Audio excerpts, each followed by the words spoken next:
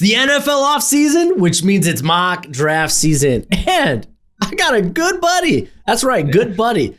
Just met, had a good time in Mobile. I got Henry Watts. Henry knows ball on the Twitter, the X, whatever the hell you want to call it. Henry, I'm going to call you Hank. I'm going to call you Hank. That works. Introduce yourself to the fine people. Yeah, so I'm Henry or Hank Knows Ball on Twitter, and I basically just Twitter scout pretty much, and sometimes upload to Substack, but been scouting for 4 years now, met Broshmo at the Senior Bowl, and it's been fun getting to know him and talking ball with him, so I'm excited to do a mock draft with him. Yeah, man, here we go, dude. We're going to be doing 2 rounds, preferably not trades. We'll see, because a lot's going to change in the next few weeks. We could always trades. I'm fine with no trades. We could always discuss if something can happen here. Again, we'll just we'll go with the flow. But I'm going to be pick one. I'm going to be the odds. You're going to be the evens. Pick one's real easy. It's the Las Vegas Raiders. They're going with the franchise quarterback. It's Fernando Mendoza, quarterback out of Indiana. Do we really need to talk about it? Because we're going to be, feels like we've already talked about it for about a month. We're going to be talking about it for the next 2. So Fernando Mendoza, you're off the board. The draft now begins. Yeah. I will say, I mean, I love Mendoza. I think he's not as polished as some say, but there's definitely a lot to like. And there is no other pick at 1. It's obvious. It will always be obvious until April. But at 2, there's a lot of directions I could go. I'm probably going to end up going edge rusher, but I will say I did consider Sonny Styles here because I just think he's the best player in the draft. But at the end of the day, I'm going to go with Ruben Bain. He was dominant in the college football playoff. I don't care about the arm length if he's going to win. The only arm length I think I'm going to care about is Cassius Howell, just because it's a historical outlier. But Ruben Bain wins. He impacts the run. He's just a game wrecker. And he's dominant, and he's going to be good for the Jets, who need a staple piece on that Aaron Glenn defense. As my wife would say, it doesn't matter the size of the boat, but the motion in the ocean. Exactly. And Ruben Bain's got motion. I'm sure he's got size. And I'm sure he's got size. But that's it. Neither here or there. No, it's either here or there. Yeah. It's funny that you bring up like Sonny Styles, just because I feel like this whole season, it's like you could argue he was the best player on that Ohio State defense. Mm-hmm. And that's a defense with Arvell Reese and Caleb Downs, like studs like that. Kenyatta Jackson, who really came on at the end of the year, who's going to be in next year's draft, which, golly, can't wait. But Arizona can't wait for next year. Yeah, right. I want to pitch this to you since we're talking Cardinals and Jets. Mm-hmm. Do you think it's a safe assumption that Kyler Murray probably gets moved, right? Mm-hmm. I feel like the Jets are probably the landing spot, right? I guess it doesn't excite me. Because, no, it's not for excitement. But I mean, Aaron Glenn's going to be coaching for his job next year. I think I want him to go to Minnesota, but he's going to end up in New York probably. Dude, Kirk Cousins. Kirk Cousins. I mean, and I hope JJ McCarthy looked okay then. Okay is nice, but he looked okay enough. But he's probably a New York Jet. There's nothing wrong with that. And I think, by the time the NFL draft happens, Kyler Murray won't be a Cardinal.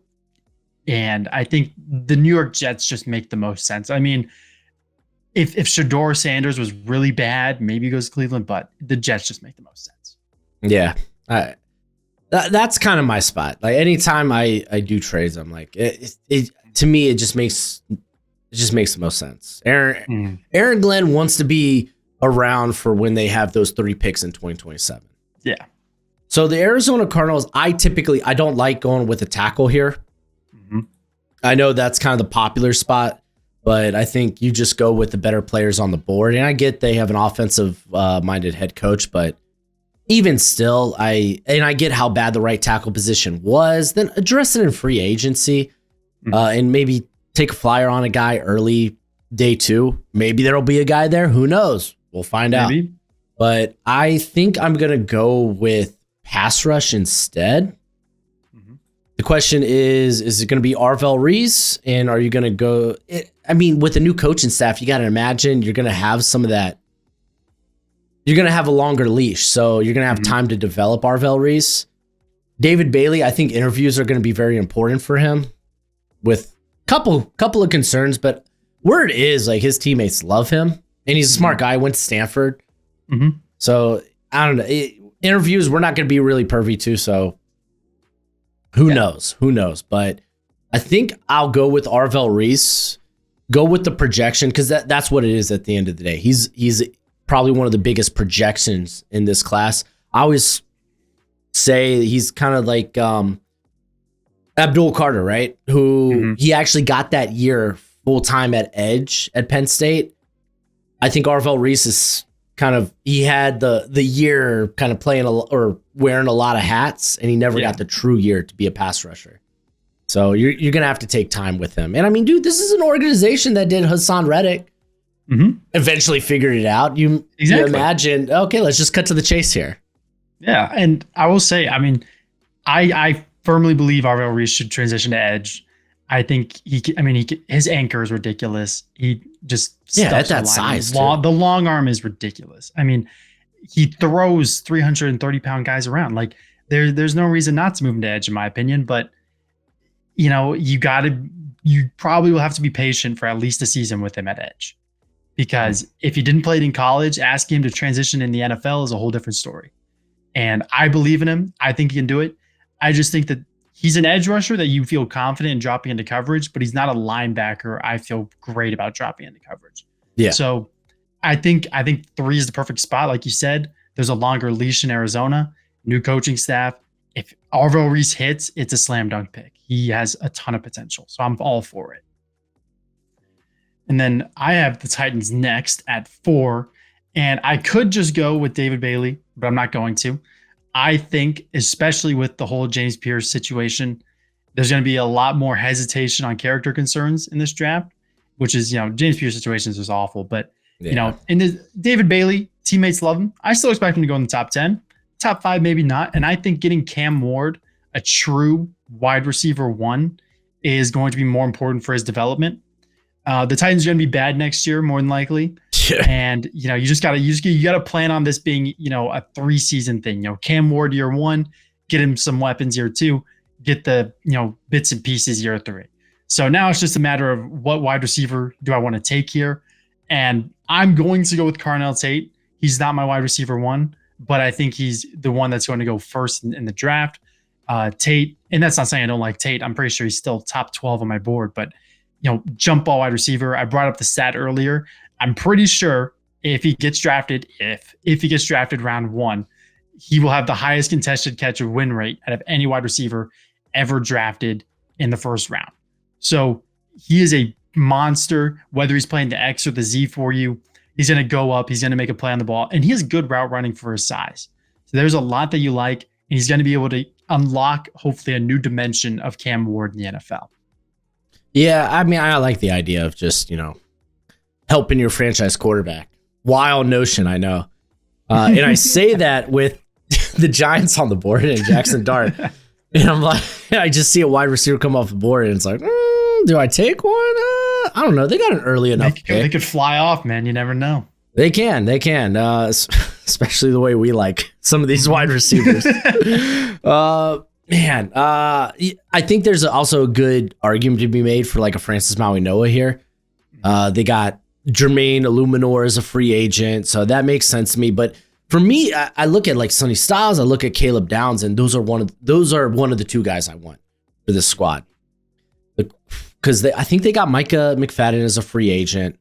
So I think Sonny Styles would make sense. Last time we saw a linebacker go this high, it was Devin White, and I believe that was at 5 or 6. So yeah, I think it was. I don't know. I'm not gonna act like I remember. Yeah. It was somewhere down. It was in the top 10. It was in the top 10. I can tell you that was the year we took the Dolphins took Christian Wilkins. There you go. Yeah. And now we don't talk about him. Yeah, exactly. I think I'll probably go with Caleb Downs since they brought in Denard Wilson, who, if you're looking at what Mike McDonald did with Nick Emanuwari, that's probably the role. Big slot / Sam linebacker, like dimebacker-esque. In that way, you kind of keep a base defense, right? It's not like a sub package, but it is a sub package. Because like Caleb Downs, I just want him around the line of scrimmage. You could be like, oh, well, they got Drew Phillips in the slot. They could still play Drew Phillips with sinking Downs on the field. It's just Downs is Downs is just going to be there. So I think I'm going to go with Downs, and we'll see what we can do about wide receiver later on. Yeah, and I think just, the Harbaugh, Kyle Hamilton, everyone's making that connection. It just makes sense. It just makes sense. Like, and I when I watch Caleb Downs, all I can think of is like, this is just Buda Baker. Like, and it might even be better Buda Baker, but a guy that you want near line of scrimmage making plays. And I'm sure if you asked him to play deep safety, he'd do a fine job. But he's at his best working the line of scrimmage, playing in the box. So I'd love the fit. I think it's great for the Giants, who looked, I think if they weren't trying to lose games, that they looked decent enough to end the year where you can get excited about maybe a wild card push next year. But for the Browns at 6, there's a lot of different ways the Browns could go. If there's one thing Shedeur Sanders likes to do, though, it is wait to throw the football. So if he's going to wait to throw the football, you need to give him time to throw the football, and that starts on the offensive line. I'm going to go with my personal OT one. I'm going to go with Monroe Freeling out of Georgia. Yeah. I think especially after the combine, he's going to test very well. If I had to throw out a prediction, but for me, because he plays the more premium left tackle position rather than Maui Noah or Fano, he's going to go higher because he's going to protect the blind side. And I think people are going to like the age. They're going to like the potential with him. And I think he's going to have good length measurements. So Freeling to shore up left tackle long-term for a Browns line that's going to lose a lot of players. It's basically have to be built from the ground up through free agency and with the draft and possibly trades. But I think getting a hopeful franchise left tackle in Monroe Freeling is the best thing you can do with your current situation. Yeah, I don't think that's a bad shout out given the combine's right here. And he's not going to have the length concerns. I thought the dude moved like a jumbo tight end. Yeah, he does. Yeah, he reminds me a lot of Bernard Free. Bernard Ryman. There we go. I loved Ryman. I see like almost a Taylor Lewan kind of left tackle. Okay. Where he's going to be good for like near a decade, and you're just going to be happy with him at left tackle. And I'm just very excited. And like you said, combine's right around the corner. So I think if we're gonna start seeing him jump up in these mocks pretty soon. Yeah, people are already putting him in like OT3. Like he was my OT3. I saw the video today that everyone should go watch. So there we go. Go watch it. You heard it. I stacked all the offensive linemen in there because I was running out of time to get those videos out. This one's easy for me, kind of sorted. Like Sonny Styles tempts me a little bit at 7 because you got Bobby Wagner being a free agent. Does he want to just go somewhere where he could chase a ring? He's also washed, but that's another thing. I mean, I think he's fine. He's fine enough. He's not completely. He's fine for being on the wrong side of 30. You could say Levante David is washed at this point. And I love Levante David. He's like one of my favorite linebackers of all time, but I think it's time to call it quits. But probably. Yeah. I think I'm just going to go with David Bailey. You want to help your coverage out? Get a pass rush. So badly. Get a pass rush. So they've already split ties with Lattimore. You could figure out the other corner spot eventually, I suppose. Maybe you kick Sainer still back out there to the outside because I think he played a lot in the slot this past year. So David Bailey, get him to be the hopefully the Batman to Dorrance Armstrong, who's I think a really good Robin in the NFL. Yeah. And the Commanders' corner situation, because if they had their second round pick, I'd feel better about it because then you're looking at, if a Chris Johnson falls to round 2, if you could get a other boundary corner like if Cisse somehow falls, even though I think the testing is going to knock him into round 1. But like if they were still picking in that top 10 of the second round, you can snag a falling corner there and feel pretty good about it. But since they don't have it, it's more than likely going to have to be addressed in free agency. I think Sainer still should stay inside, but I agree with that. That's for the GMs and the other people that get paid to do that to figure out, not me. But for the Saints at 8, there's been some Jeremiah Love hype here. I'm not going to go into that hype because I don't think he's a top 10 player, but I'm all for getting excited with these mock drafts. Instead, I am going to go with a weapon for Tyler Shuck, a consistent weapon who's hopefully going to stay on the field, unlike Olave, who's sick when he plays, but there's real concussion worries with him, and we're seeing players now retire with concussion, injury worries. Like Brian Kelly, Vikings just gave him a ton of money. He's more than likely done. So I'm going to go with Mekhi Lemon at 8.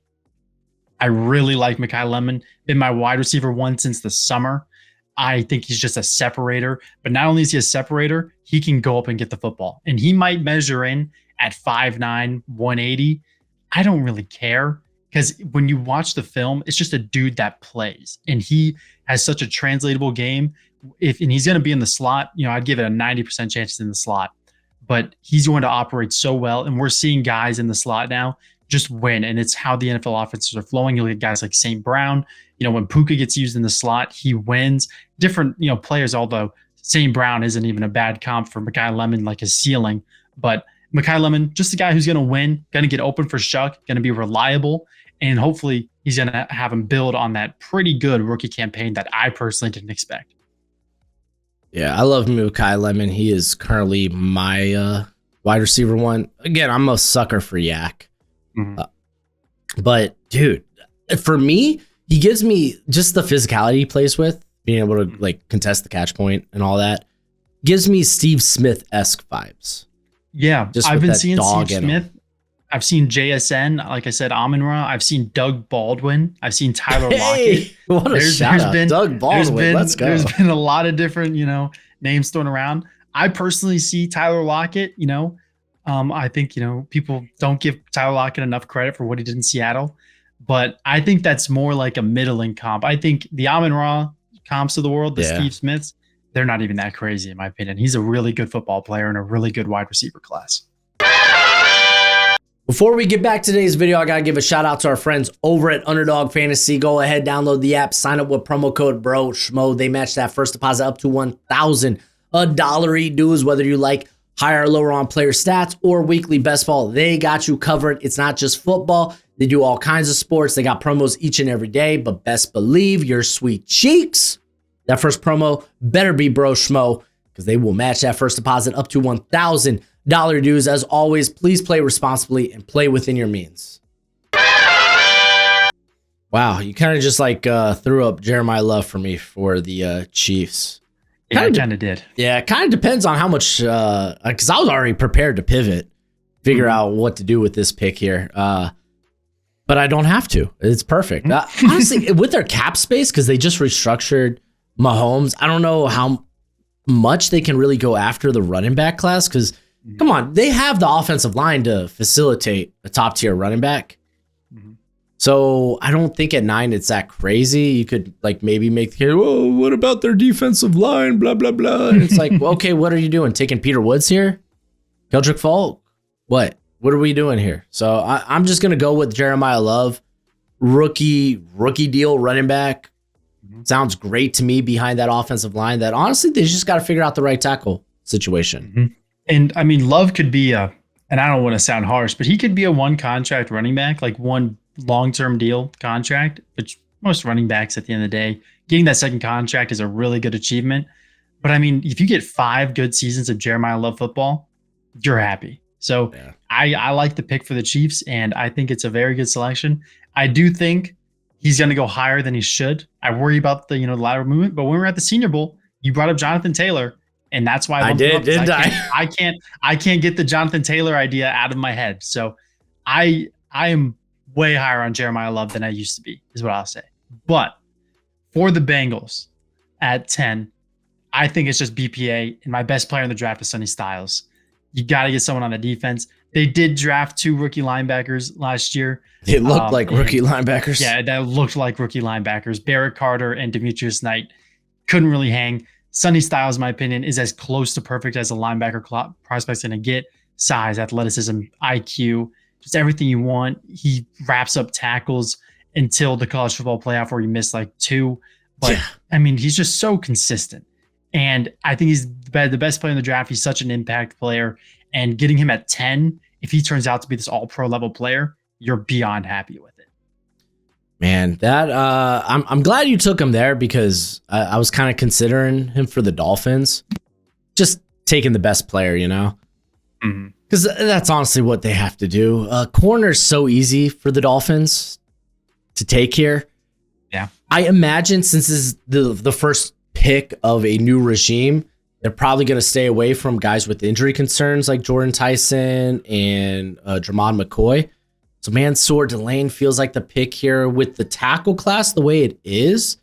I'm not going to lie, it's kind of a consideration, even if it's just because our right, I think our right tackle, it's kind of, or right guard is open. We have Austin Jackson there who's good, who's fine enough. So, Francis Mauigoa, man, but playing him at guard at 11, does that feel too rich?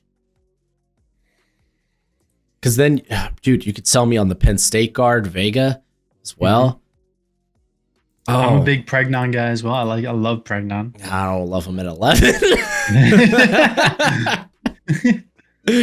I mean, I wouldn't mind him on the wraparound early second. Yeah, there you go. I think even back into the first, I wouldn't mind. Yeah, I think once you get to like the Chargers range, that's where Pregnon's top. Yeah, exactly. Real. I think as a Dolphins fan, unfortunately, I mean, we have a defensive-minded coach. Mansour Delane kind of fits the prototype for what Hafley at least has had to coach. Going back to like the Packers, but yeah, I think I'm more content like sitting around waiting to see what's available at 43. I think I'm going to take Francis Mauigoa. Keep the Miami Cat in Miami. If Jackson gets hurt or if he is buns cheeks, I think we get off his contract after this year anyway. Then we could kick Mauigoa to tackle. As of now, just trying to complete the offensive line. We have freaking Devon Achane. Let's freaking utilize that. Exactly. I agree. And I'm Mauigoa at 11, especially if you plan on playing him at guard. It's a great pick. I think he's a guy who's earned the right to fail at tackle, but depending on the situation goes to, he might just be guard from day one. And we saw Tyler Booker go at 12 last year.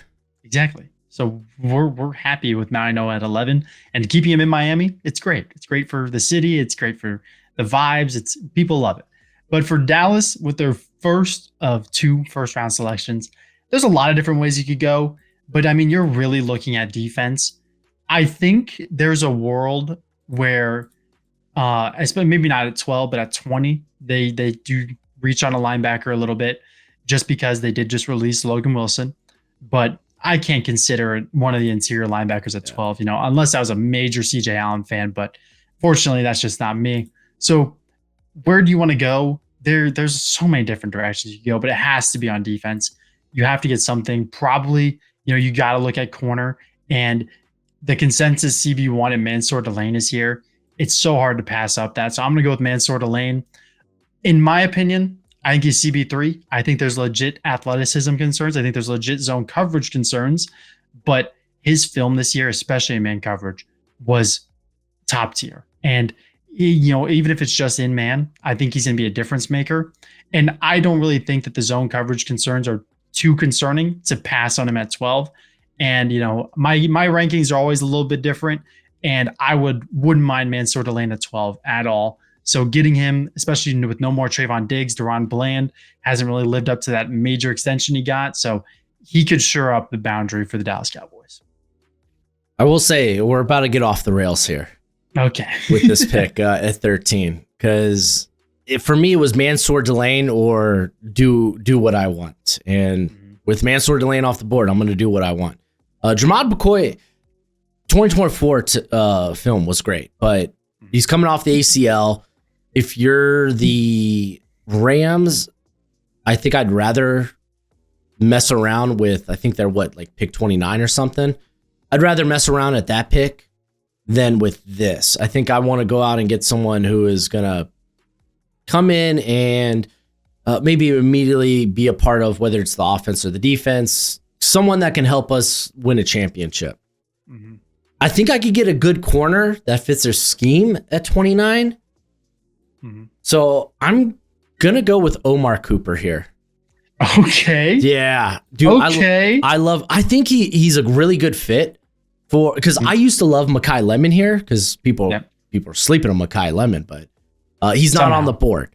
I'm going to go with the other yak guy. Immediately, you could throw this dude. They've been looking kind of for that wide receiver 3S type. They've done it with Tutu. They've done it with Whittington. They've had seen Kanata Mumfield get reps in there. Like, yeah, exactly. And I get it. They run like these 2 tight end sets a ton, but I mean, dude, you've had Puka go down. You've got Adams for another year, but he's up there in dog years. So I just think Omar Cooper is such a good fit for this scheme. You don't have to go with the Jordan Tyson, who has the injury concerns as well. People are sleeping on Omar Cooper, especially if he runs faster than people expect at the combine. People are going to be talking about, at least they should be talking about Cooper a lot more. Yeah. And I like Omar Cooper. I have a lot of wide receivers with first round grades, more than most. And Cooper's one of them. And I think he's a stud. Do I think, the gimmicky Indiana system is a little scary? Possibly. But I'm not that worried to the point where I'm not going to throw him up in round 1. And pick 13, that's the highest I've seen him go, but I'm all for it. I think that is probably the highest he can go. I will say that. But I will say, I don't do trades that often, but one of my favorite scenarios is when Jordan Tyson falls, the Jets jumping up from 16 to 13 to get him in front of the Ravens, I think is a pretty good trade scenario for both parties, because the Rams could trade back. If they're getting on Ty Simpson, they could think about it, or they could even think about Jermod McCoy there. But getting a Omar Cooper player at 13, really don't mind it at all. But now for the Ravens, I'm actually not going to go with Jordan Tyson, because I think there is a bigger need, and I'm very happy he's on the board. I'm going to go with Peter Woods out of Clemson, a guy that I still love. I've loved him the whole cycle. I will say the regression over the last 3 seasons is kind of scary, but Clemson's been a weird situation. And I think at the end of the day, he's got the talent, and Nnamdi Madubuike is probably not going to play football again, but we will see about that. But if he doesn't, you're missing a big presence in the middle of your defensive line, and you need to just get someone in there who can be another big presence. And Peter Woods has all the tools to do that. Oh man, this Bucks pick is difficult. I hate drafting for the Bucks. When there's no Sonny Styles, and is this where you want to start the next free fall of edge players? Right? Is this where you want to start that up again? And then it's all in your hands. It's all in your hands. I know, but I mean, this is a team that's typically liked their speedy guys. Like they brought in Hassan Reddick. They have Yaya Diaby. I wouldn't really consider even. Yeah, no, yeah, exactly. I wouldn't really consider Falk or Parker, guys like that. I know some people like Cassius Howe. To me, he's just too much of an outlier that I just wouldn't want to consider that. Couldn't agree more. Yeah. This is tough. Like Jermod McCoy, I'm not afraid of, honestly. Mm-hmm. Here, I will say, if you want to get weird, they have 2 aging, injury-prone wide receivers. Okay. I thought about it and I was like, you know what? Just don't. I think with Cade Otton, though, I think I will go with offense. I think I'm going to go with Kenyon Sadiq. I like it. Yeah, with Cade Otton hitting free agency, honestly, this is an upgrade from Cade Otton, who is a very fine player, but you're just getting a better wide receiver or a better pass catcher is probably a better way to put it. And Sadiq is underrated as a blocker.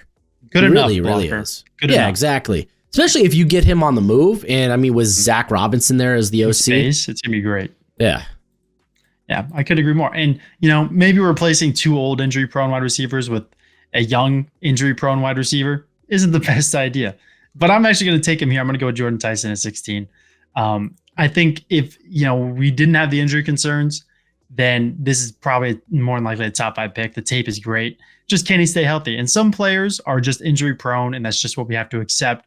But if Jordan Tyson can't stay healthy, we've seen plenty of guys injury prone in college go to the NFL, be just fine. We've seen plenty vice versa, where they're fine in college and all of a sudden they get to the NFL and it's a struggle to stay healthy.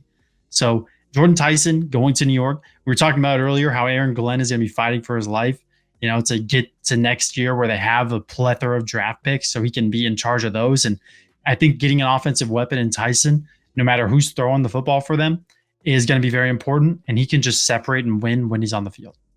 We love the NFL draft, and now my draft guide is available for purchase. It comes with over 500 player backgrounds and close to 300 player evals. It updates throughout the whole draft cycle. So when I add a new eval or I change my rankings, you're going to be the first to know. It's going to have all the pro day and combine numbers along with analytics. And it's a Google spreadsheet for right now. So you have to include your email with the purchase, but we will be switching over to a website at the end of the year. And if you get it now, it's going to be cheaper now than it will be later. It's a great way to support the channel. And as always, much appreciated, much obliged. Man, Detroit. I like normally, like you could, I feel like Spencer Fano isn't their cup of tea when it comes to their offensive linemen. Then Keldrick Falk, he feels perfect for Dan Campbell. It's like, oh, great. You can stop the run. Perfect. Just figure it out as a pass rusher across from, I don't know, the best pass rusher in the NFL currently, or one of, I get it. It's a tight race, but I want to think outside the box. I think I'm going to try to think outside the box. You got Robertson as a free agent. I feel like with Terrion Arnold, you could always kick him into the slot and be okay. A lot of people projecting him there coming out of Alabama. Jermon McCoy, and I get it, he's coming off the ACL. If everything checks out medically, then you could argue you're getting a top 10 player here at pick 17. Your secondary, granted, it was hurt, but it was a mess last year. I think I'm going to go with Jermon McCoy for the Detroit Lions. I like it. And I think for a very injury-prone secondary, it gives them a good, hopefully reliable option at that boundary corner. But for the Vikings at 18, if my mind instantly goes to, you need to replace Harrison Smith. He's been a staple in that defense. So I'm looking at safety. I'm looking at Emmanuel McNeil-Warren at 18. So I'm going to go ahead and get him on the Vikings. Just a fluid mover who hits very hard. That took all the right steps forward that you wanted to see on film. Forces fumbles occasionally. Fumbles. He kills people. It's not like he really hits people. And just getting another thumper and Emmanuel McNeil-Warren in the back end of that secondary is going to be important. And he's got size. And my biggest problem with him going into the year was when he moved, it just looked a little clanky and awkward. But this year, he just looked fluid. And he looked like a really just defined player, and I really, really like Emmanuel McNeil-Warren, and I think he could even go earlier than this if he tests really well. Yeah. Oh man, things are tough here now for the Panthers. I kind of like Monroe Freeland here. He's not here. He's not here. He's been gone. He might even be on the private jet to Cleveland by now. Yeah. Right. With the sticky icky having the patellar tendon injury, I feel like tackle's very much in the cards here. I think I like going with an edge here. I'm going to go with TJ Parker. I think he's just got one of the highest floors of any of the pass rushers in this class. Maybe he puts it together as a pass rusher. It's not like he's a bad pass rusher. He's definitely not. This team desperately needs somebody to step up and be the guy. Maybe you see like a Scorton or maybe Princely Umamielen step up and do that, but I think you got to keep taking shots until it hits. So I'll take TJ Parker here. I like it. And good Senior Bowl. And he looked good at the end of the year. So I'm top 20 guy who was supposed to be a top 5 pick going into the year. I don't mind it. Now with Dallas at 20, I talked about reaching for a linebacker earlier. I don't have the stones to do it, so I'm not going to do it. I'm going to go with I guess this could be considered a reach. I'm going to reach on a safety again. I'm going to go with Dylan Thieneman from Oregon. And I'm going to revamp the secondary in 2 picks. So I love Thieneman. I think he was very underrated this year at Oregon.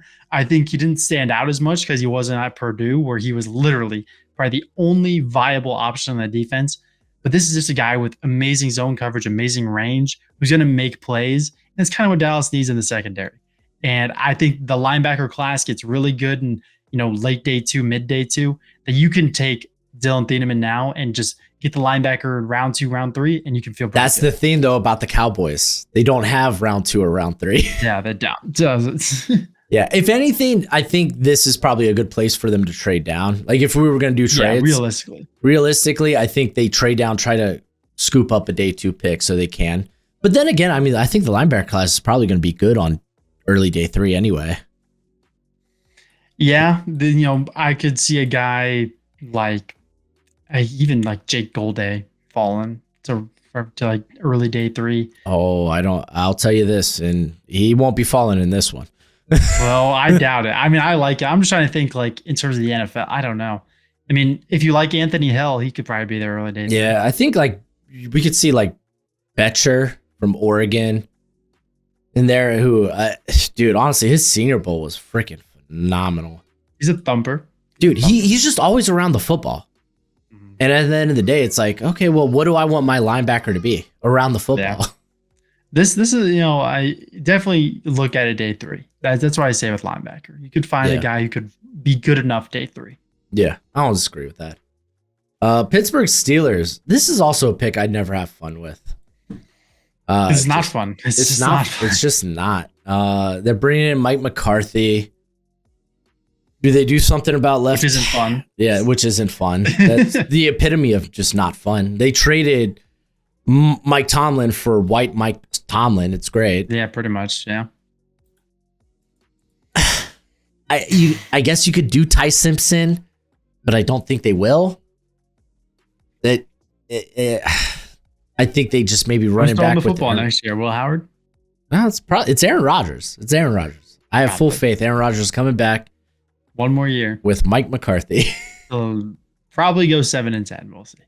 Yeah, exactly. Because can you imagine that? It's like their first losing season in like a decade and a half, and it's hilarious. It's not even Mike Tomlin there. I think corner is probably in the cards. Maybe they buck the trend and go with a wide receiver because I think that would make a lot of sense. Denzel Boston's different enough to where I think you could probably take him and be okay with him and DK. But I guess then you would probably want to go with a little bit more different, and that would be like KC Concepcion here. Question is the size going to knock him back a little bit? I don't think it will. I'll go with KC Concepcion. They get speed. They get someone who's great after the catch. They get return ability. Calvin Austin's a free agent. So yeah, I think that makes sense to me. We're bucking trends here. Day 2 wide receiver for the Steelers? Hell no. No, we don't need it. And then honestly, I think KC's size it's whatever, but I'm more concerned with the hands. Can he figure out how to catch the football? And not at a 10% drop rate, but he's a good weapon for Pittsburgh. But the Chargers, it's an easy job. It's just about who do you prefer? Because I'm going with the interior offensive line. It was awful last year. And personally, I prefer Pregnon. So I'm going to go with Pregnon. Okay. But I can hear out Vega Ione all day. I love Vega. I'm for both of them immensely. I think they're both great players. I think Pregnon's film strictly this season was top tier. Years before that, he's near undraftable. So what I'm hoping this season was a step up in development rather than just a one-off. He's in his 6th season. That's the thing that stops me. Where it's like, are you just a grown man beating up kids? My thing was, if he was so awful in year 5 and he's a grown man then, is really one more season of aging gonna turn him into this mauler dominant left guard? I don't know. But like if he was okay last year, maybe I could see. But I mean, he was pretty bad last year at USC. So I like the idea of it being a more development. But it could totally be a one-off, and I could look stupid in about 2 months. Yeah, we'll see. We shall see. Philadelphia Eagles. I think Spencer Fano just being on the board here. You don't have to rush the development. Lane Johnson's coming back for another year. You get him under one of, if not the best offensive line coach in football. Yep. Maybe he ends up playing guard a little early for you because Landon Dickerson. Sorry. Yeah. Well, I heard he's coming back though. Yeah, there was rumors because of all the injuries. Like he was thinking about hanging it up, and He's young, but I get it, man. You don't want to keep tearing your ACL if it's just going to happen every other year. So Yeah, and I mean they got Steen at the other spot too, so it's like whatever. That's okay. You're getting one of the top offensive linemen in this class.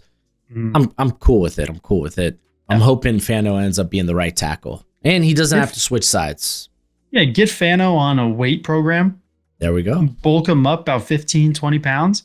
I'm all for it. But at 300 pounds, I'm a little hesitant because when he faces that first bull rush, I'm excited to see how well he can anchor. So dude, he's a Samoan. He's going to be able to put on weight. We'll see. We'll see. I'm not worried about putting on weight. I'm just worried about will he? Because the movement in space right now at his weight is crazy.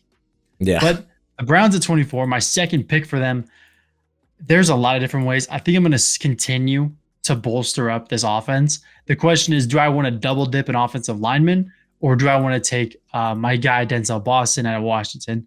And as much as I'd love to get Denzel off the board here, again, Shador just loves to hold the ball.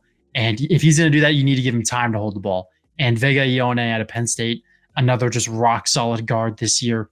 I do think people give him a little too much love in the run game. I don't think he's as strong as some people would say, but that's personal opinion.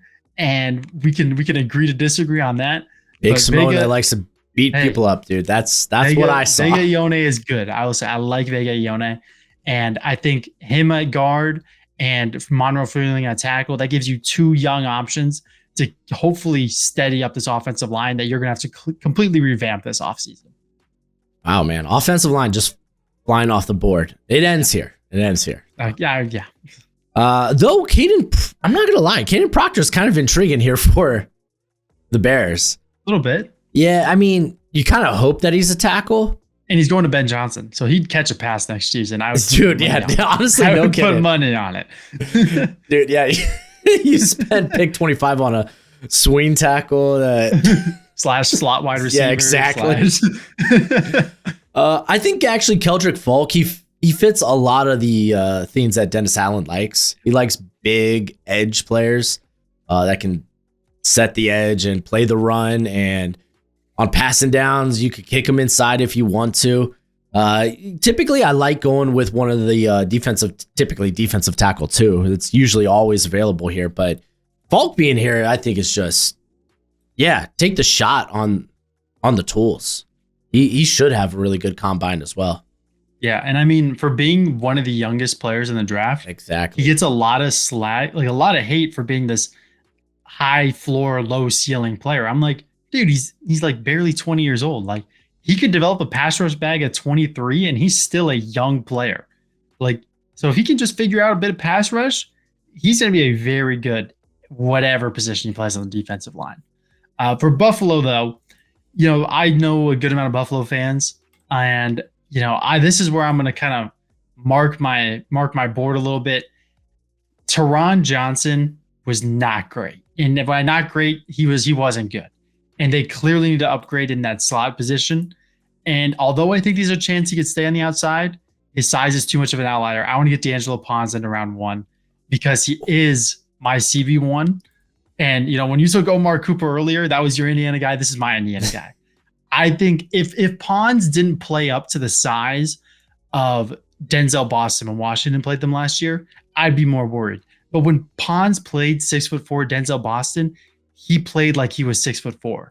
Like, he might be 5'9", 170, but if he can play up to the size of wide receivers and he has the mentality and physicality to do it, then why won't it work in the NFL? NFL's half mental, man. Like, if he's got the mentality, he's got the chops to line up against these guys and think that he's better and that he's going to make a play, he can make a play. And I think he's a stud. If he was 5'11", 190, I think he'd be undisputed CB1, but he just happens to be really small.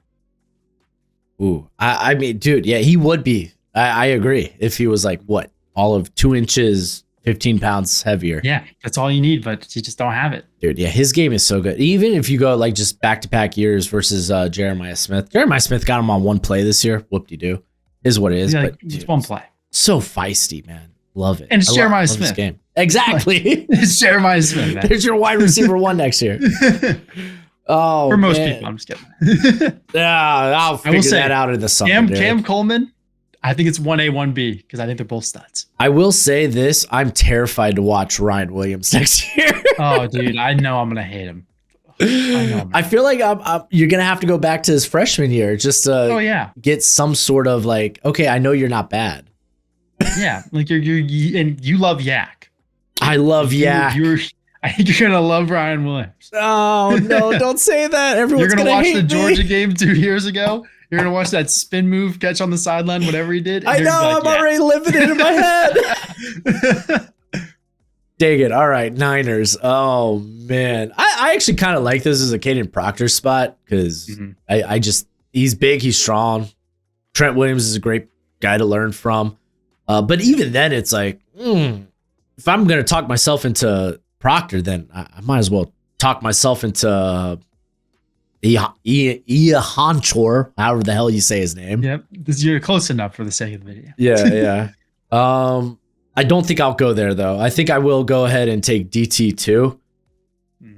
I'm not gonna go with the pass rush and upside of Caleb Banks. I'm still not like the biggest Caleb Banks guy. Great senior ball. I don't think he could play the run. I don't see the Chris Jones. People are comparing him to Chris Jones. I don't see that personally, but because we're talking about a Hall of Fame defensive tackle. It's kind of rough. It's kind of rough. Now, I think he's gonna be decent, but Chris Jones is a stretch for me. Yeah, I'm gonna go with Christian Miller out of Georgia. He's just such a nice, safe floor. People don't talk about like his pass rush win rate just rocketed after the first Ole Miss game, and that's when Georgia's pressure rate really started to like come alive. Their pass rush in general. Yeah, and he's gonna play the run really well. He's got a strong body. I have a hard time believing you're only 6'3", 305. That's insane to me. It's just because he's naturally strong. So going to get another guy on that interior to help out. You're going to get your pass rushers back healthy eventually. Yeah, eventually. I mean, Miller, I love Miller. I like this defensive interior class. There's so much. It's not bad. It's good. And, I think we'll get to him eventually. I'm not, even though I considered him here, but a guy like Caden McDonald, if you told me in 5 years that he was the best defensive tackle to come out of this draft, I would not be shocked because he's just going to be such a good run stuffer. But for Houston here, I think I'm going to address the offensive line. I'm not the biggest Caden Proctor guy. I don't think that's fair. Not a lot of people I don't think he's going to stay at left tackle because I just don't think he's been good enough to prove that he can. But also, I question how well someone at his size will transition to guard with leverage issues and operating in a telephone booth. So for that reason, I'm going to go with Caleb Lomu. I think you could kick Ursary inside the guard where I think he'd be more natural, but you could also kick Lomu inside the guard where he could get some help where he kind of lacks in the mauling strength aspect of things. So with Lomu, great pass pro, but just got to figure out the run game a bit. And what CJ Stroud kind of needs is more time to throw. So get a guy in there who can give him more time to throw. Yeah, I don't disagree with that a bit. And I get, dude, I hate tall guards. I hate them. I don't know. And Caden Proctor's a tall guard. He's a very tall guard. He's a tall guard. I don't know. I think like this year I said I'm done with short, keen quarterbacks, but I think somewhere deep down in my heart, I'm still rooting for him, which means I hate tall guards. Yeah. Oh, man. I got the Rams. I took Omar Cooper. I think at this point, Avion Terrell is just a really good fit for the Rams. They got to go with something with their cornerback room because all of them are free agents. He just kind of fits what the Rams like to a T. He's got that feistiness. This year technically was a down year by his standard, but this is a dude that's going to play the run feisty. I think he had like 4 forced fumbles a year ago for Clemson. So yeah, let's do it. Avion Terrell, that's a good first round for the Rams. Yeah, I love Avion Terrell. And I think this cornerback, the top end of this cornerback class is sick. And, Avion Terrell is just a guy, and people are starting to fall in love with him again. I love to see it. And definitely got to have to rewatch. This is usually the Jamad McCoy spot for me, just because I think people seem to be a little hesitant with the ACL. Yeah. But I think, the Rams can afford to be hesitant. They can afford a Jamad McCoy pick at 29. But for the Broncos at 30, it's really difficult because this is usually where I hammer Omar Cooper, but he was gone in the top 15. So instead, where do I look? And for me, you look at, do you upgrade this defense that's already amazing? Like, do you possibly find a role for a guy like Kyle Lewis, who had an amazing Senior Bowl? And if he tests well, he could just be a defensive chess piece. And I love Kyle Lewis. But I'm not going to do that and address the offense. Cortland Sutton took a step back last year, especially in the second half of last season. Although he did just get paid, you got Pat Bryant there. I love Pat Bryant. I've watched him in person plenty of times, and I think he's a good piece for that offense. I'm going to go with my boy. I'm going to go with Denzel Boston. I've watched every snap of his career at Washington. He gets too much hate for his athleticism. This guy returned punts.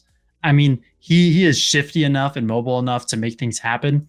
Great contested catch, goal line guy. I think he's just going to be consistent. And, I have him compared to Michael Pittman Jr. And if you get Michael Pittman Jr. at pick 30, you're pretty happy. Ooh. Oh, man. So the Patriots here at 31. Mm-hmm. A lot of receivers are off the board. I think they probably make a play in free agency. The question is who? Who are they getting in free agency? Who knows? Yeah, so do I really want to go after, what would it be, wide receiver 7 at this point? Yeah, pretty much. Yeah, I doubt I want to do that. So it's probably pass rush. It's kind of where my head goes. You could maybe take Caden Proctor and just put him at guard, move Wilson into center, and cut Bradbury. I think that would also make sense. But I'm going to go with the pass rush. Question is who?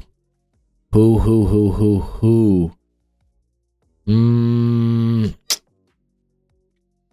How close? Okay. It's such a weird thing to say. How close do the Patriots think they are to competing consistently since they just came from, But It's like, you got to admit, their road was a little fluky, right? It was a crazy run this year. It was a bit of a Cinderella run. It was a crazy run. Hey, and I'm all here for it. Maybe it's just because I'm a Dolphins fan. They didn't play a game on the other side of the Mississippi River. Right? Yeah. That's insane. Until they played the Broncos. Played the Broncos. That's crazy. And Jared Stidham. And you got to keep in mind, it's like, well, look at how they dealt with these teams. And it's like, dude, they faced Houston in a snowstorm. The second half of that Denver game was in a snowstorm. There were close games. And I don't know. It felt like a lot of things fell into the Patriots' favor. They overperformed their expectations. Exactly. And will they do it again? I don't know. Yeah. So my head here is like, they got Chase on as a free agent. Akeem Mesidor, I feel like, is probably a one contract-esque guy for you. He's going to be 25, start his rookie year. Do I just take Zion Young and just call it a day? Probably. I'm going to take Zion Young. This is a Mike Vrabel dude. He's going to play the run like nobody's business. And this year, I felt like he looked a lot more sudden because watching his 2024 tape, I was like, yeah, cool. Good run stuffer. What do you do for me in the pass rush? And then he was like, hold my beer. And I was like, okay, bro. Okay. I get it. I mean, he ran over in the Super Bowl. Kenneth Walker, Super Bowl MVP, over 100 scrimmage yards. I mean, yeah, that's actually a good point. That's a high floor run stuffer, and I love it. That's the pick I've been doing recently, and I can get behind it. Now I don't know how crazy this is, but for the Seahawks, if there's one thing that the defending Super Bowl champs can do, it's let a guy rehab. And Chris Bell needs to rehab. But Chris Bell's a damn good football player. So I'm going to go with getting that 5th-year option on Chris Bell. I'm going to go with him at 32. My logic behind Chris Bell ever since the ACL has been if David Ajabo can go at 45 after tearing his Achilles at his pro day, Chris Bell can go at 32 after tearing his ACL in December. And I think Chris Bell is a better prospect than Ajabo. And like I said, the Seahawks can afford to let him rehab. And once he's back, you have JSN, Chris Bell, the corpse of Cooper Kupp, and legacy legend Jake Bobo. I mean, you're getting another weapon in there to a team that I think could use another weapon. And will he be available right away? No. But this defense is good enough, and the offensive play last year was good enough to the point where you can wait for Chris Bell to be fully healthy, come back mid-season potentially, and be a great yak guy who can even separate down the field. So my question would be, because they also have Torrey Hort in there, and then so you see Rashid Shaheed hitting the open market? I would say yes.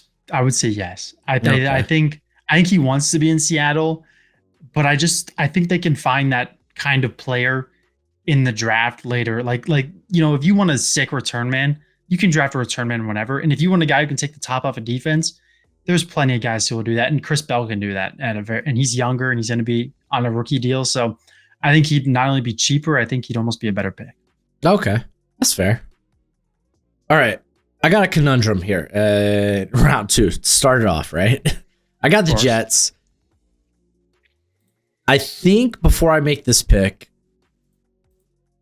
can we come to some sort of conclusion? Is Kyler Murray going to be here in New York?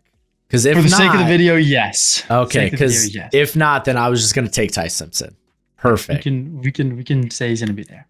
All right, I love it. That's what I wanted to hear. That is good news. So the Jets, they went with Ruben Bain. They went with Jordan Tyson. I'm going to go with Caleb Banks here. Get some wrecker there in the middle. Man, like I love Peter Woods to the Jets at 16. No Peter Woods. No Peter Woods. Got to do something about that interior.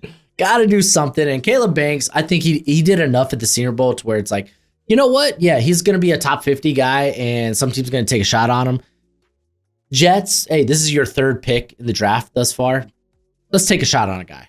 Yeah, and like he got better each day at the Senior Bowl. Day 1 was a little shaky, but he improved over the next 2 practices. So, maybe he just had first day jitters, but Dude, so I was going to say it's so stupid because I felt like while we were there, I saw all his down reps.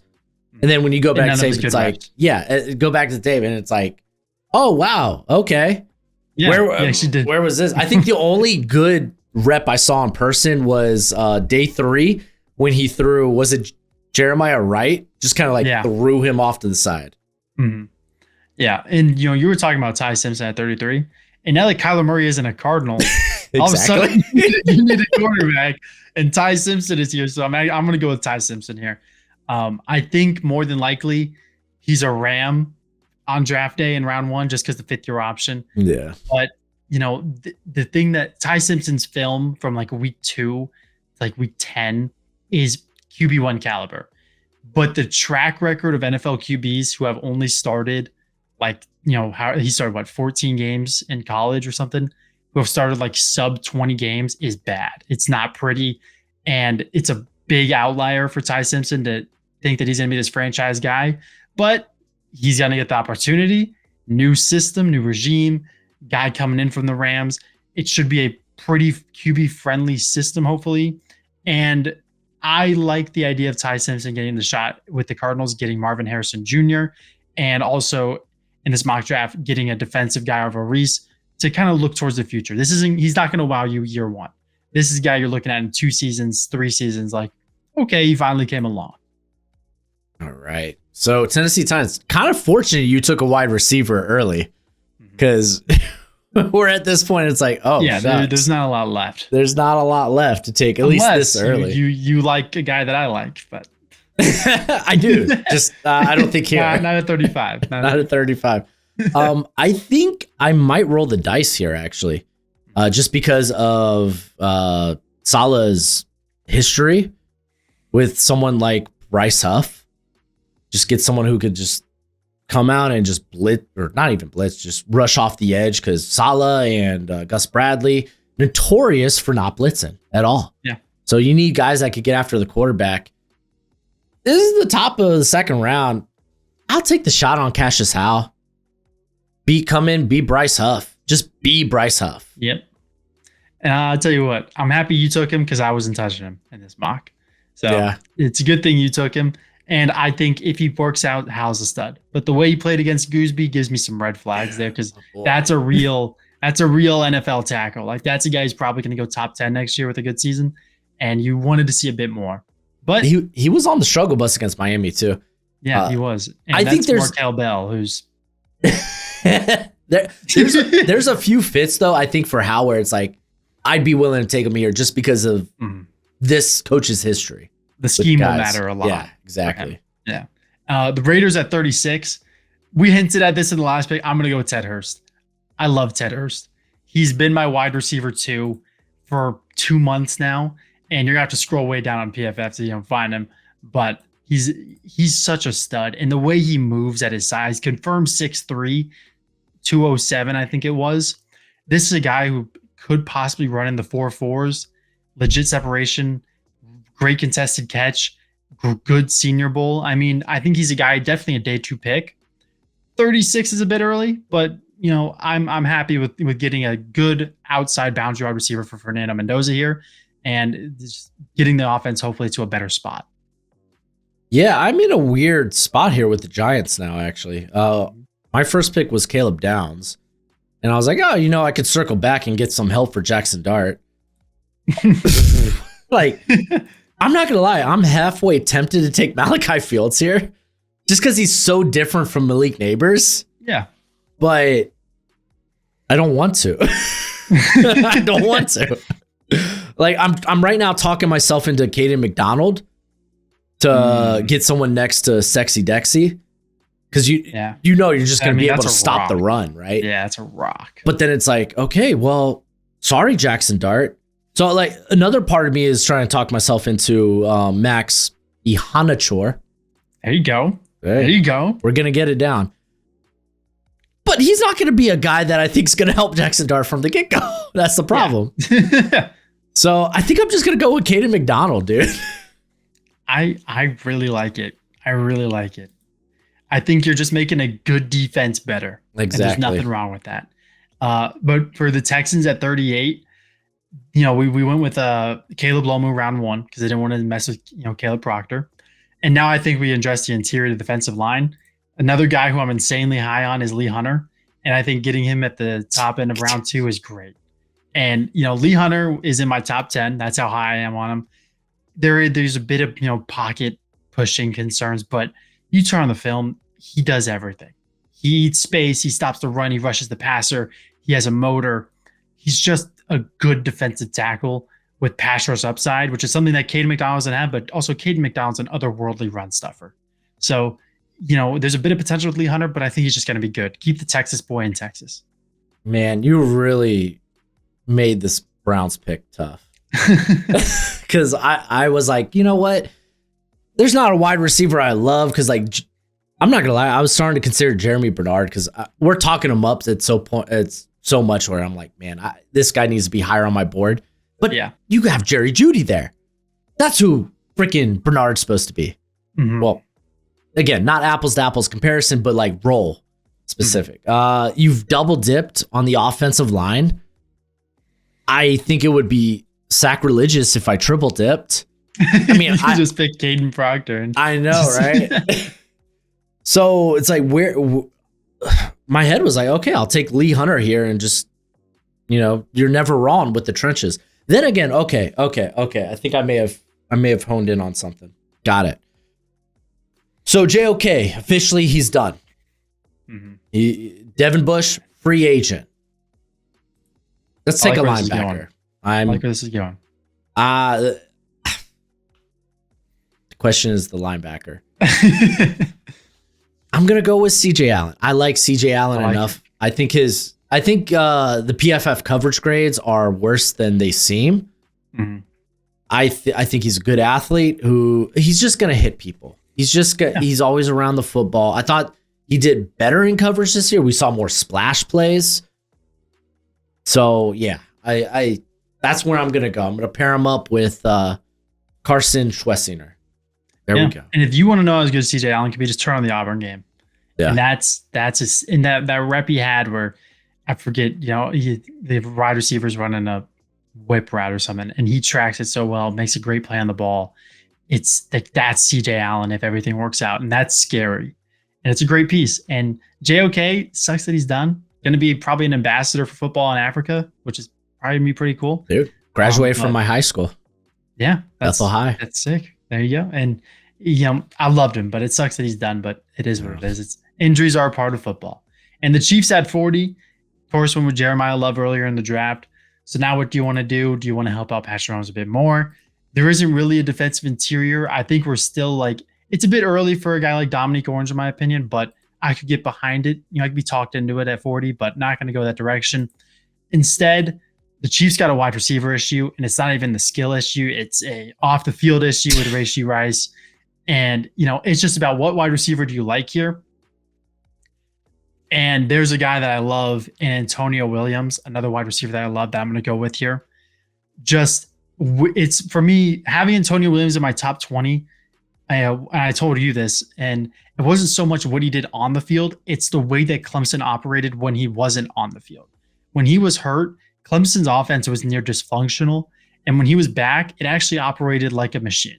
So Antonio Williams is just going to attribute to winning. He's going to play in the slot. There's some speed concerns, sure, but nothing that I'm too worried about with a guy who's going to be a slot only.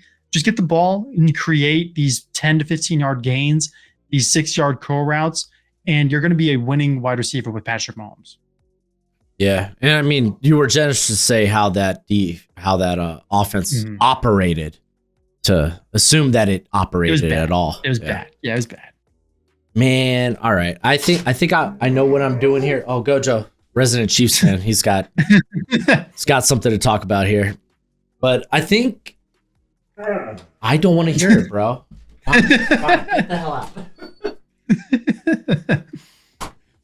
I think he's a big Jalen Royals fan. That's why. Dude, I love Jalen Royals. I'm realistic, but he was my wide receiver too. I loved Jalen. I loved Royals too, but I mean, 5th round pick, you're expendable. Yeah, you just realistically you're expendable. Yeah, what it is. I think he had a lot of healthy scratches this year too. Yeah. So Bengals, you took Sonny Styles. I'm taking Akeem Mesidor. Like, dude, straight up, this offense is ready to compete. It's time for the defense to be ready to compete. Couldn't get a pass rusher in the first round. Mesidor, dude. Plug and play isn't like the sexiest term, but he's a guy you could just put on the field and just tell him to go after it. And he's a guy with the age where you don't care. Exactly. Especially you just don't care. He's going to attribute to winning, and the Bengals can win with that offense. The Saints now, we helped out Tyler Shuck getting Mekhi Lemon in round 1. There's a lot of different ways you could go with the Saints. I mean, they need just about everything to play at a higher level. I'm going to go with a guy who I have a first-round grade on, who I really like on boundary corner, is Keith Abney at a very young stage. Freaking love Abney. I hope he tests well. I hope he's 5'11". Me too, but I don't think he is. I don't think he's going to test, but just about everyone thinks he's going to test. But I mean, just pure coverage ability, he's great. Instincts, great. Run support's good enough. There's no reason not to like Keith Abney besides some long speed concerns. And I think even if you got him in round 1, back end of round 1, I wouldn't complain. And getting him at 42, I think it's great where I have him. I think it's great for the player. Yeah, I think in the on the field drills, he's going to be one of the faster guys. And nobody looks at those. So yeah, but the 40 time could be a little shaky, I think. Yeah. I really hope he's 5'11" and not 5'10", though. That's what I'm banking on. I'm trying to see what I'll look at what I have down for him, but he could transition inside. I have 5'11", 195. So yeah, that's what I had for the summer.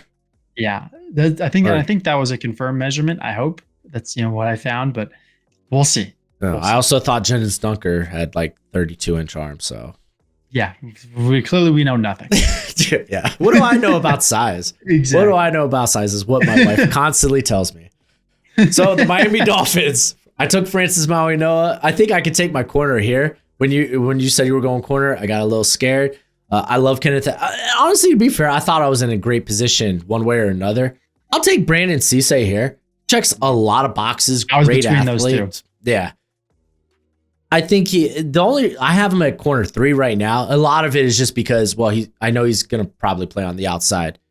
I have this like nice little bucket of corners that I really like Abney, Pons, and Terrell that I'm just like,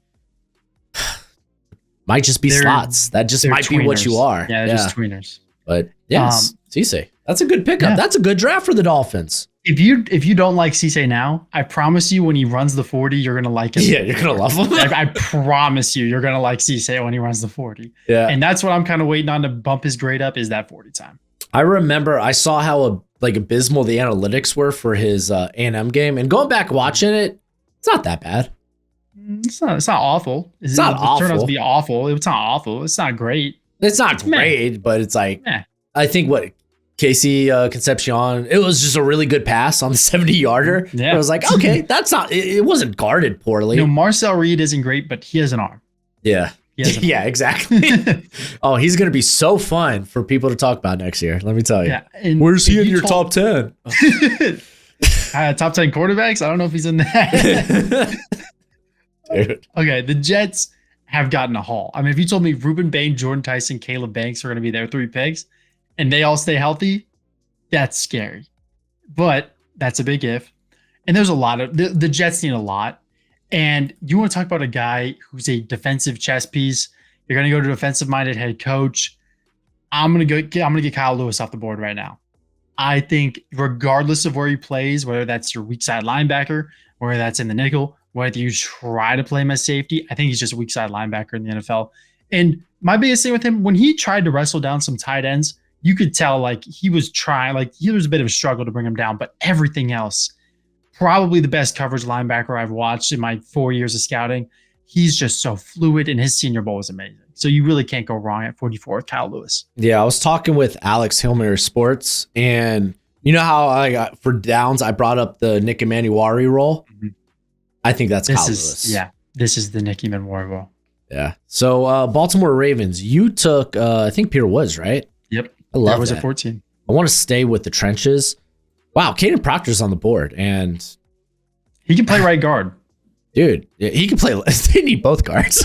Yeah, they do. But I mean, Daniel Faalele, oh man. Yeah, hopefully he doesn't come back. He's a free agent, right? So, he is. He's a free agent. He better not ever touch Baltimore again. I mean, it was bad. It was bad. You thought Jonas Savaiinaga was bad. Daniel Faalele was bad. Yeah, they like their big boys. And hey, Proctor's a big boy. I'm gonna go with Proctor. This sounds about right. Yeah, I mean, they had Orlando Brown and Ronnie Stanley on the same offensive line. Yeah, and so dude, they like big guys. They kick Lele into the guard. You're just gonna do the same with Proctor. Yeah, and hopefully he's better.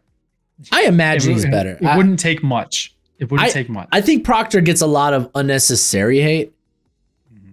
I think he's a good player. People are just. I think people just see the traits that he has and they expect him to be this otherworldly tackle, but in reality, he's just not otherworldly. It's just, and that's why people get disappointed. But I like him as a day 2 guard. I'll say that. I like him as a day 2 guard. But for the Buccaneers at 46, my least favorite team to draft for, you went with Kenyon Sadiq round 1. And, I'm going to go with a faster guy off the edge here. And, I thought about a guy like Romello Height, but I'm going to go with R. Mason Thomas off the edge. And it's a DPR, but it's a good DPR at 46. And there's arm length concerns. There's, of course, run game concerns with the arm length. But as just a pure pass rusher, this is a guy who's going to win. This guy's going to create pressure. And it's kind of the Buccaneers type, these twitched up edge rushers who can just get after it. Man. Now things are tough here. This is the Colts' first pick, by the way. It's like, first pick. Look at they got sauce. I wonder how confident they are in giving Jalen Travis another go. You know what I thought about, and this is just me completely going off the rails, is if Ty Simpson's available. Daniel Jones was on a 1-year prove it, and he got the season-ending injury, the Achilles injury. Why would they feel incentivized, not give Daniel Jones another prove it deal, but bring in some young competition in Ty Simpson? If he's they already did. They brought in Riley Leonard. Yeah. Danny Dimes 2.0.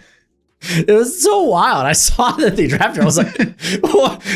What has Daniel Jones done in this career to get? It's like drafting Taylor Green for a guy like Justin Herbert or Josh Allen. Like, it's basically the same archetype. He just doesn't really have a football IQ yet. Yeah, right. I am curious, though, to see if they're probably bringing back Danny Dimes. Yeah, I mean, you kind of owe it to him. Like, in a way, you kind of owe it to what he did for the team. They're probably going to go with Riley Leonard as the starter day 1. Just as probably Dimes comes, or Dimes. I keep I'd like Dimes. to see the way a Jones guy like, back. Jameis or, would operate in the Colts system, but it's realistically going to be Riley Leonard. Yeah. So I think I flipped my, I flipped my attention probably to edge. Mm-hmm. Coach Lou there needs some pass rush. That's going to help your secondary. You can make the case for linebacker here too, but I don't know. This is your first pick in the draft. Kind of want to take a swing on a guy. Who's the? I'll go Derek Moore. I like Derek Moore quite a bit. He can play the run well, and he's figuring out in terms of like throwing together an actual legit toolbox of pass rush moves. You know what? Liatu Latu is a great person to help out with. Hey, you need some moves. I got some moves. Yeah, and usually Colts were so easy a few years ago because they were RAS. Who's gonna have the highest RAS? Yeah. They're just gonna pick them. But last year they went away from it, and so now it's more they're open to expanding their horizons. And the Falcons is easy for me at 48. I can't believe this guy slipped my brain at 46. If I could swap these two, I would. Malachi Lawrence at 48 is my guy, especially with there's your DPR. Pierce. Yeah, there's your DPR, who I think can defend the run at a decent enough rate to where there's some potential, but he's a guy that I definitely Hail Mary Sports, Alex from Hail Mary Sports put me onto. And ever since then, he's been in my top 15, and he's currently number 7 on my board. Like I love Malachi Lawrence. I'm with Alex all the way on the hype, and I think he's going to test really well. So back end of round 1 hype coming soon, possibly, but more than likely, I hope he goes top 50. I think he deserves to go top 50, but DPR day 2, you're happy with it. Yeah. What I was telling Alex was just a few days ago, I was like, dude, he's Yannick Ngakoue. Yeah. Which that's a 10 sack guy. Yeah. That's 10 sacks a season. You're happy with that. Yeah. We got the Minnesota Vikings. You went safety. Corner is not like a crazy need, but I feel like that's where the value is right now. Because Colton Hood's a good player. Chris Johnson's a good player too. Chris Johnson is a good player. They did go more towards zone last year with Flores. So that's a good shout out. There's not a center here I'm going to be taken. That's just not this class. All the centers I loved went back to school, or toward their ACL. Yeah. Jeez, God. I wish Iapani came out. I love Poncho's my dude. Poncho's my dude, and it was a down year for him too. Yeah, I loved him. He was my center too, bro. And big Samoan that beats the crap out of people. You have a type. I have a type. Yak and Samoans, dude. Yeah. Horseman's tackles, Yak, Samoan, dude. If I could, dude, Puka Nacua should have been my wide receiver one then. Oh, should have been for sure. Dude, he was such a weird, only was at the Senior Bowl for a day. And it was like, what did you prove here? His BYU tape was super gimmicky because they used him in the backfield on jet sweeps. And it was like, you're a smooth player, but I don't think you're a fast player. He wasn't that fast of a player either. I don't know. I think that's what started my oh no, I need to really dive into I like Yak. Mm-hmm. All right. And he was in that Washington room with Odunze, Polk, and McMillan. We let him go. So that was great. That was great. I think you could maybe sell me on a Jadarian Price at this point, but I just don't love the running back class. I'd rather just go with Mason and Jones again. I think if there was wide receivers here, I'd be more inclined to go there. Just because Jordan Addison's golly, dude. Are they going to bring him back? Who knows? Get it. They're not going to trade him. No, they're not. I mean, no one's going to want him. And you're going to pay him a George Pickens level contract that he's going to ask for? Yeah. And I mean, is this a spot that's too rich for guys like Big Citrus and Daryl Jackson? I think those are the next guys. I mean, there's other guys I like, but I'd shout out Tim Keenan, but arm length is there. What do you mean? Just rock in the middle. I mean, dude, I like at the back end or mid to late 3rd round. I like Nick Barrett a lot from South Carolina. I think he's just twitched up, and he's going to be a good run defender. He just needs to translate that suddenness into being a pass rusher. And I think Chris McClendon from Mizzou is pretty good too. Yeah. And I know there's a lot of love for Brandon Cleveland too recently from NC State. He deserves it, man. He does his job. They're playing him at he's 300 pounds and they're like, oh, you're playing the nose. Yep. Dude, but he does it. Screw NC State, by the way. They just screw NC State. Mismanaged players. Yeah. KC Concepcion, hey, your average depth of target's going to be 4 yards. Have fun. It's awful. It's so stupid, bro. Oh, Now what do I do here? I think corner is actually probably the best pick on the board. I'm gonna go with Colton Hood. I like it. Yeah, Colton. This is the range I like him at. People talk like I've seen others talk about him in the first round. I'm like, I don't love that. I think he's good, not great. But yeah, that's a good way to describe it. I think he's number 50 on my board exactly. So this is about the range where I'd be pretty happy with Colton Hood. Yeah. I got top 50 grade on him, and it's that back end of the top 50. Yeah, so this is perfect. The Lions, though, at 17. Now, this is just me not knowing how it goes on, but the whole Frank Ragnow situation, I don't know if he's going to come back next year, if he's going to stay retired.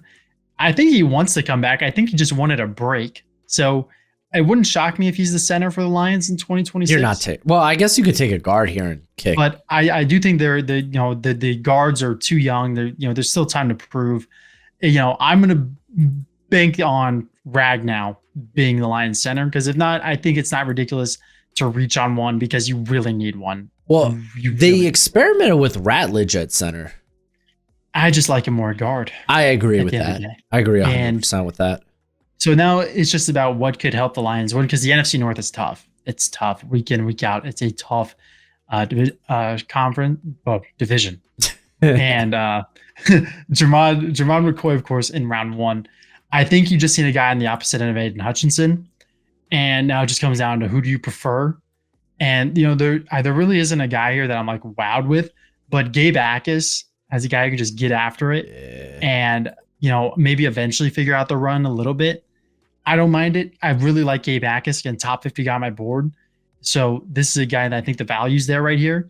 And, you need more production in pass rush than Aiden Hutchinson, because he's getting chipped. He's getting double teamed almost every play. And you got to be able to create those one-on-one matchups. You got to be able to create some pressures, and Gabe Akis can do that. Ooh, all right, man. I think I'm about to do something here for Panthers. I took TJ Parker in the first round, right? Yeah, I did. Beautiful. My head goes to linebacker. Because, I guess you could develop Iheanacho. Yeah. Taylor Moton's 33, 32. Yeah. I don't know.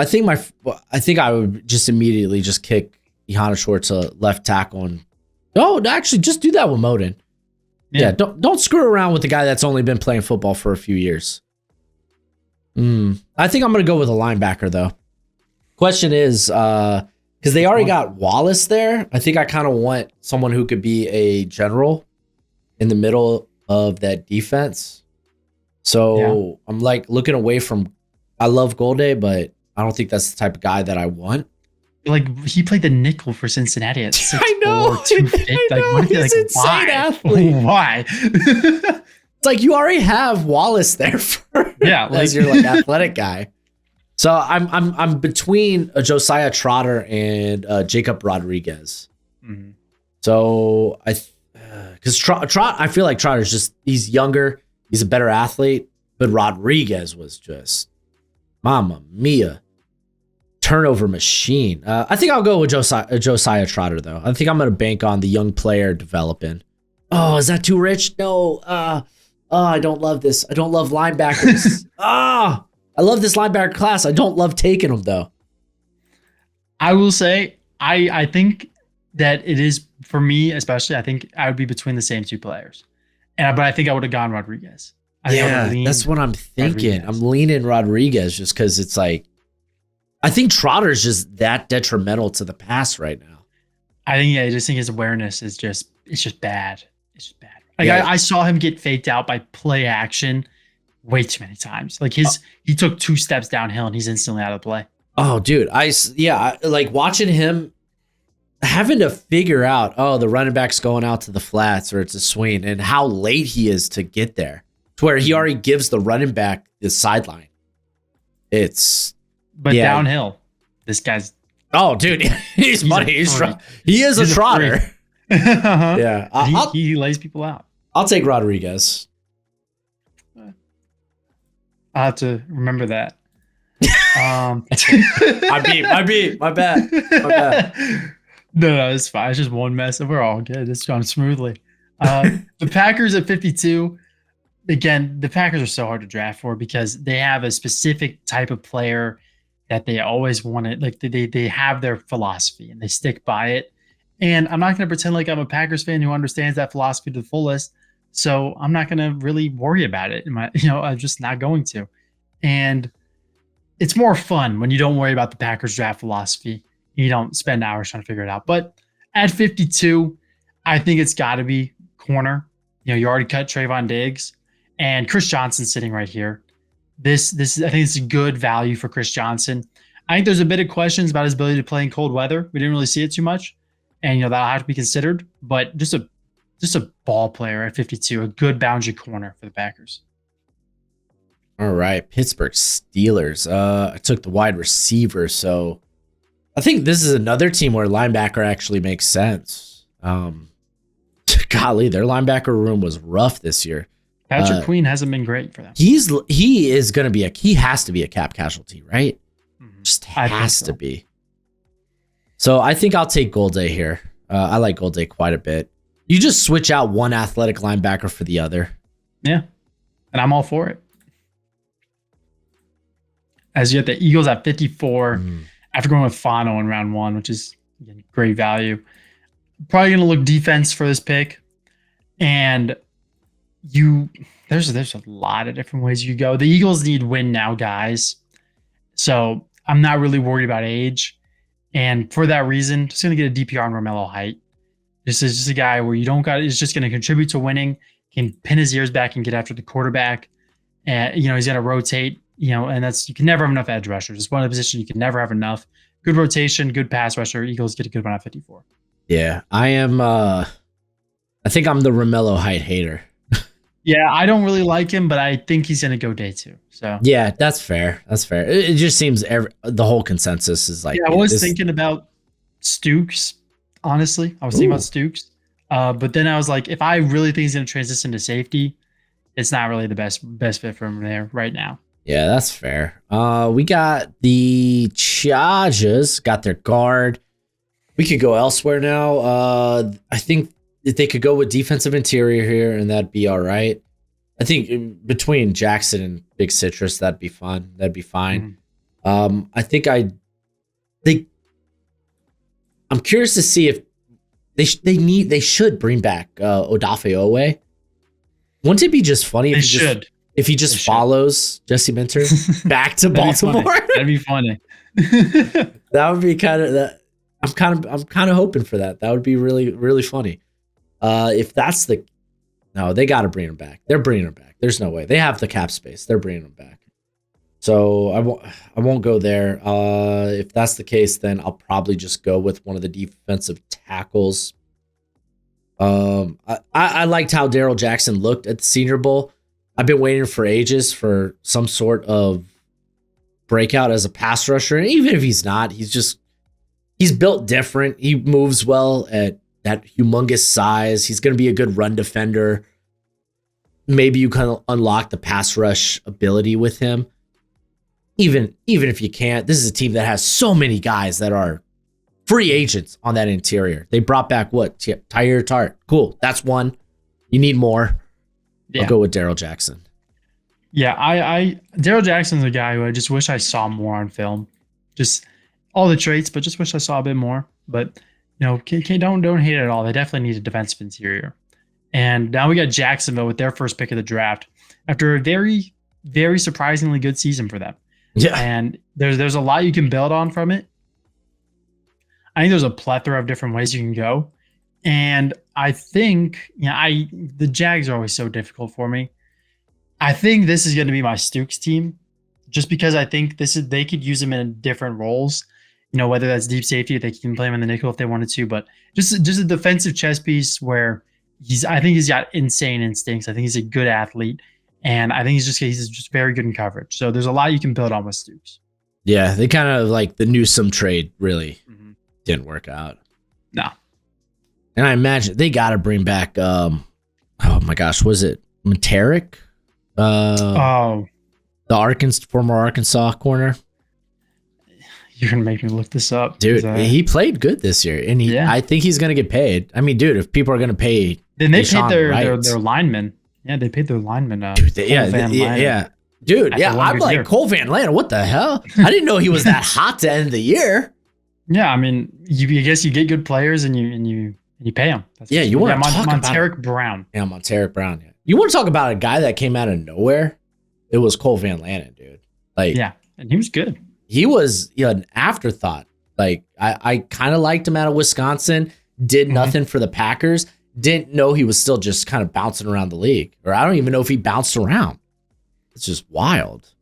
Yeah, but I mean, yeah, Stooks can replace Jordan Lewis / Andrew Wingard eventually, and Yeah. he'd be a good option for him. All right, we got the Bears. Oh, man. Part of me I wish there was a tackle I could start now. I just don't think that. I mean, sure, you can make the case for Blake Miller. I still think there's like play strength concerns that I don't love like other people do. And I mean, I get it. He's a good player, but I don't want to do it. You got Ihanachor here, he's not the guy that I just want to be like, yeah, right, go survive at left tackle.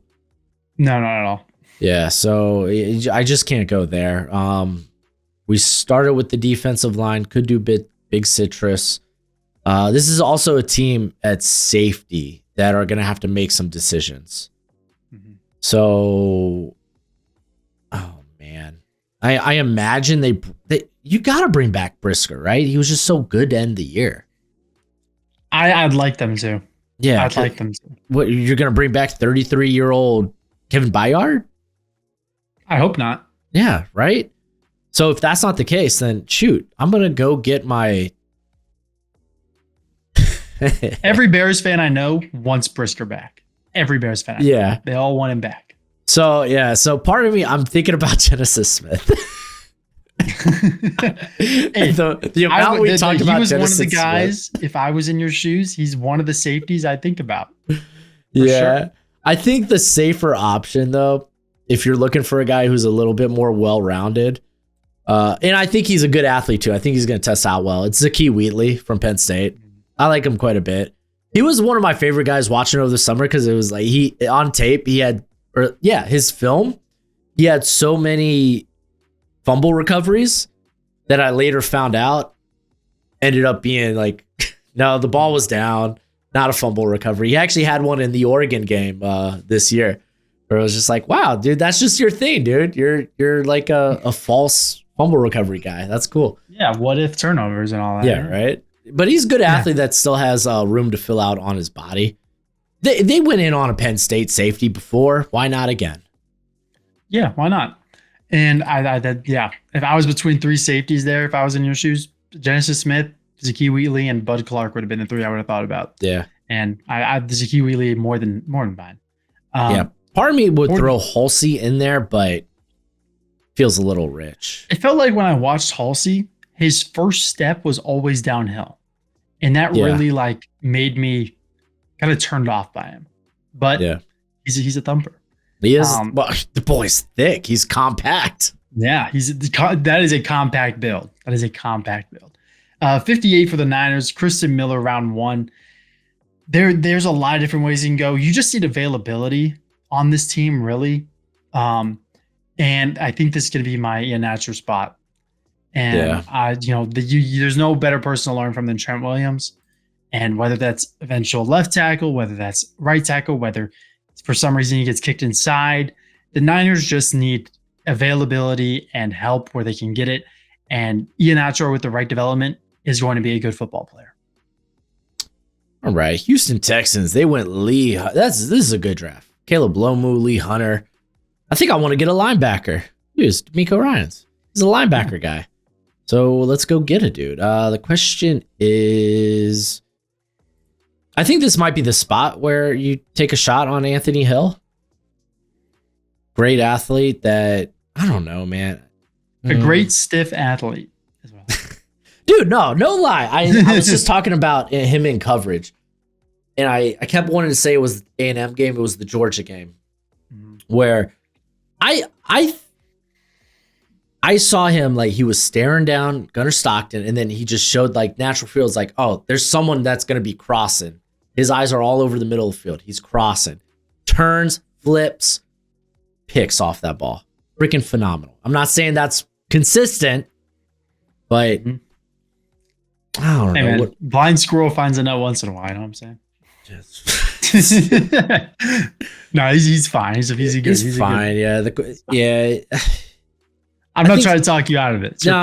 It's fine. I get it. The question is like, I don't know. I've never been. Who's the cat they have been playing? They have there. That's long. He was a Niners for a hot minute. Al-Shaair or something. Yeah, Aziz Al-Shaair. Yeah, he's a interesting guy on the field, but yeah, exactly right. Controversial. Yeah, I think I'll go with Anthony Hill because I feel like the Texans just really like Al-Shaair, so I'm looking for someone really to pair up. Maybe an improvement over was it Henry To'oTo'o that's been playing there next to him. Yeah, I mean, works with me. Buffalo now up went with D'Angelo Pons round 1. There's a lot of different ways Buffalo could go. You got to start contending. If you're then like, you got to be serious Super Bowl contenders. And I think that's all going to start at the wide receiver position. You need a true outside wide receiver, in my opinion. Khalil Shakir's a fun slot guy. And I'm going to go with, I'm not going to go with Malachi Fields, who I really thought about. I'm going to go with Chris Brazzell out of Tennessee, a guy who I've started to like more and more over this process. Really alarming and lazy run blocking and just blocking overall this year at Tennessee. But then you hear him interview and he's talking about, oh, well, it's what I was told to do. They wanted me fresh so I could run 40 yards down the field every other play. And you watch the Georgia game and he looks like a top 5 wide receiver in the draft. So there's potential there. He's smooth mover for being 6'4", 205, whatever he is. And I really, really think he could be a good answer on the outside. He's not like Keon Coleman where he's this jump ball guy. He can truly separate. Okay. I think I know exactly where I want to go for the Rams. I'm going to go with Blake Miller here. I think that's a good fit. He doesn't have to start right away. I'm a big believer in, was it Warren McClendon, who picked up the right tackle spot from Rob Havenstein. So not necessarily like Blake Miller doesn't have to start right away. He might not even have to be the starter. He could be, hey, we got a backup that we're developing that, hey, when it comes time to pay McClendon, we have Miller. Yeah, I like it. I'm actually going to look on the offensive side of the ball still for the Broncos. I think you still need help at tight end. I'm between my tight end 2, tight end 3, because Sadiq, of course, is 1. I'm going to look at Oscar Delp here at 62. I'm a big Oscar Delp fan. I think he was misutilized at Georgia like crazy. It was against Kentucky. He catches like a 10-yard pass. The burners he shows to just run by everybody. Eventually gets caught for like 40 yards. But I mean, there's a serious weapon in Oscar Delp, and he can block. And in a tight end class where not a lot of people block, he can block. He was the guy over Lawson. That he would be there in one tight end sets. I've been waiting. I think it's just I want to say, is it just a Georgia thing? But then again, Brock Bowers. Yeah, but Brock Bowers. Last year, who was the Stanford guy that came over and then ends up playing for the Vikings? But you know who I'm talking about. You know, I know who you're talking about. Yeah. I know who you're talking about. I don't know. Has it been since then that Georgia's like, do they have just more tight ends than what they know what to do with? Or like, what are we doing here? I don't know. I mean, maybe they don't have a guy because Oscar Delp and Brock Bowers. Maybe they only involve Brock Bowers so much because he's Brock Bowers, you know? Yeah, exactly. That's fair. I thought Delp, I remember after Brock Bowers left, I was like, Delp's going to be the dude. Watch out. Who's next? I think he was like a tight end 2 or a tight end 3 for me going into the summer, into not this year, past year, but the year before. Again, another guy that just stuck on the watch list for a hot minute. Okay, we got the New England Patriots. We took Zion Young. I imagine I could go with a wide receiver here and probably be okay with it. Though there's some guards I actually like here. Yeah, the guards have barely been touched. Yeah. The true guards. Yeah, the true guards. Not the tackle transitioners. Yeah. I got one guy that I really want here. This is my last pick. I'm going to do what I want. Yeah. I like Kalen Rutledge out of Georgia Tech. He's nasty. He's mean. He's got that demeanor. And at the Senior Bowl, I thought he moved better than I thought. Like, he's not like he was a bad mover on tape, but he was certainly, I didn't expect him to be in like the top 5 of the offensive line GPS scores, and I was like, okay, pleasant surprise. Love to see it. So you could get him, play him at left tack or left guard, and then you could kick in Jared Wilson, who was a center coming into the NFL. Yep. I like it. And the Seahawks are here, and I'm between two people that I really, really like being the last pick. And as Mike Washington or Justin Jolie for me. And Joel, you have Elijah Arroyo. That doesn't really move me. AJ Barner's fun. He's not a tight end one. I'm going to go with in the world where we get Chris Bell and Kenneth Walker is not yet re-signed and Zach Charbonnet just towards ACL. I'm going to go with Mike Washington. He's been my RB2 for a while. Ran 21.5 miles an hour at the Senior Bowl, and he's going to run really fast at the combine. His agent's out here telling people he's got 4.3 speed. I need to see it before I believe it, but 4.4 is for sure for him. And I think after the combine, he's going to get some serious top 3 RB hype. Yeah. I mean, yeah. Well, he was the fastest running back at Senior Bowl. So second fastest player there. So, and I mean, when you are freaking 227 exactly. or whatever. Yeah. Yeah, that's nice. There it is, dude. There's a 2-round mock draft. Golly, dude. These are always fun because they're always different. And that's just what the NFL draft's going to be. It's going to be different. Mm-hmm. But I guess before we head out, you want to let the fine people who are still tuned in, let them know who you are, where you come from, where they can find you. Yeah, so it's just Hank Knows Ball on Twitter and sometimes Substack. Just consider myself a Twitter scout for now. Hopefully one day when I have the time and school isn't, college isn't college, I can start up a YouTube channel again. Used to do them back in the day, but I'm excited to be in the space, excited for the draft. I love the draft, and hopefully I'm not a one and done on here, and I'll be back eventually. But as always, till next time, you be easy, my friends. Later.